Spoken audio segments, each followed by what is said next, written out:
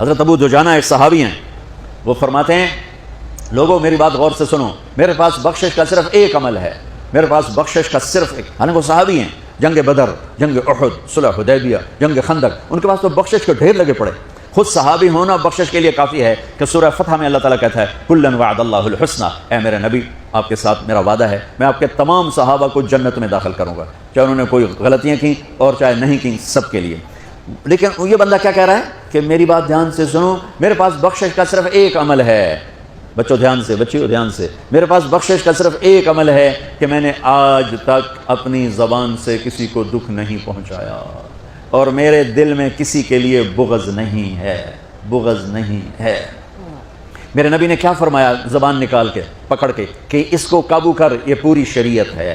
اور ایک اور حدیث سنو جو ابو دجانہ، ایک تو یہ کہہ رہے ہیں کہ زبان سے دکھ نہیں پہنچایا، دوسرا کہہ رہے ہیں دل میں کسی کی نفرت نہیں۔ اب ایک حدیث سنو، میرے نبی نے فرمایا میرے بیٹے انس میری ایک سنت ہے، وہ پہ کہا بڑی عظیم الشان، میرے نبی کی ہر سنت عظیم الشان ہے، لیکن آپس میں بعض سے چھوٹیاں بعض بڑی ہیں۔ آپ کو میٹھا پسند تھا، یہ بھی سنت ہے، آپ نے داڑھی رکھی، یہ بھی سنت ہے، آپ نے پگڑی باندھی، یہ بھی سنت ہے۔ تو سنتوں کی تو ایک لائن لگی ہوئی ہے، ساری بہت عالی شان ہے، لیکن آپس میں بعض کا درجہ اونچا ہے، بعض کا نیچا ہے۔ اب میرے نبی خود اپنی زبان سے کہہ رہے ہیں میرے بیٹے انس میری ایک عظیم الشان سنت ہے، بڑی بھی نہیں کہا، بہت کہا ذالک من سنتی، میرے بیٹے میری ایک عظیم الشان سنت ہے، اگر تو نے اس سنت پہ عمل کر لیا تو تو جنت میں میرا ساتھی بن جائے گا۔ اور میرے رب کی قسم جنت بہت بڑی چیز ہے، پر نبی کے پڑوس کے سامنے بہت چھوٹی چیز، بہت چھوٹی چیز۔ جنت مل جانا بھی بڑی بات، لیکن جنت سے بھی بڑی بات ہے کہ آپ اپنے نبی کے دیوار کے ساتھ دیوار بنا لو، اس سے بڑی اور کیا چیز ہوگی؟ اور بڑی جگہ کے لیے زیادہ پیسے چاہیے، اور قیمتی جگہ کے لیے زیادہ پیسے چاہیے۔ جنت قیمتی ہے، جنت سے قیمتی وہ جگہ قیمتی جہاں میرے نبی کا پڑوس ہے، اور پڑوس سے قیمتی وہ پڑوس ہے جو دیوار کے ساتھ دیوار ہے۔ تو کوئی سوکھی سنت تھوڑا ہی بتائیں گے ہر روٹی کے بعد حلوہ کھا لیا کر، یہ میری عظیم الشان سنت ہے، میں تو سارے ہی پہنچ جاؤں گے نا جنت سے۔ اب مولوی تو ویسے ہی بدنام ہے حلوہ کھانے، تسی کوئی گھٹ کر لو، کھا تباہی پھیر دیں دو، راتی تہاڈی دعوت ہوندی دوپہر تسی روٹی نہیں کھاندے ہو، راتی ٹکا کے کھاواں گے۔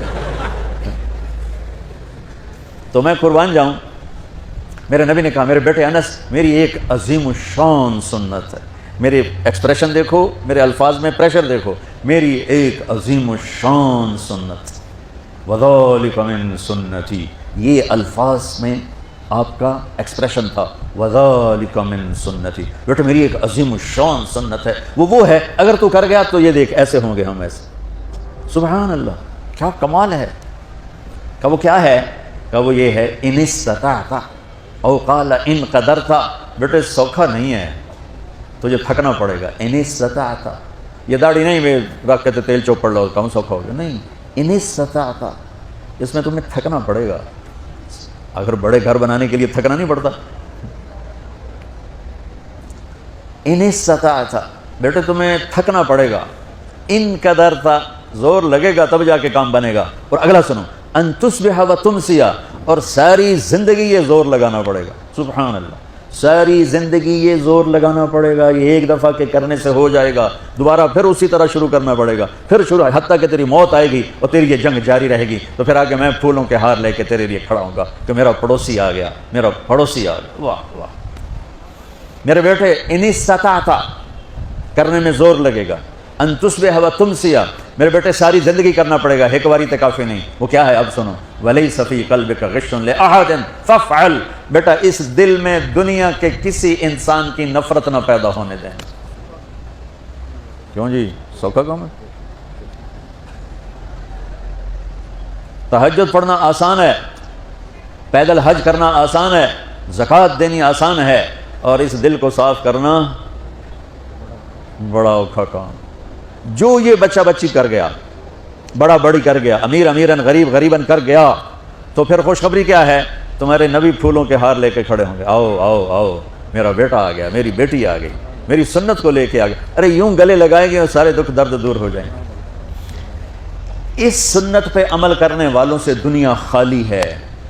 اس سنت پہ عمل کرنا تمہاری زندگی کو خوبصورت بنا دے۔ یہ لکھا ہوا نا اسلام اور اخلاقیات، بیٹو یہ صرف 2 حدیثیں مجھ سے لے لو، 2 حدیث، اخلاقیات پر تو ہزاروں نہیں لاکھوں حدیثیں آئی پڑی ہیں۔ میں لاکھوں حدیثوں کو 2 میں جمع کر کے آپ کو دے کے جا رہا ہوں. اب اللہ کی قسم آپ کی زندگی حسین ہو جائے گی.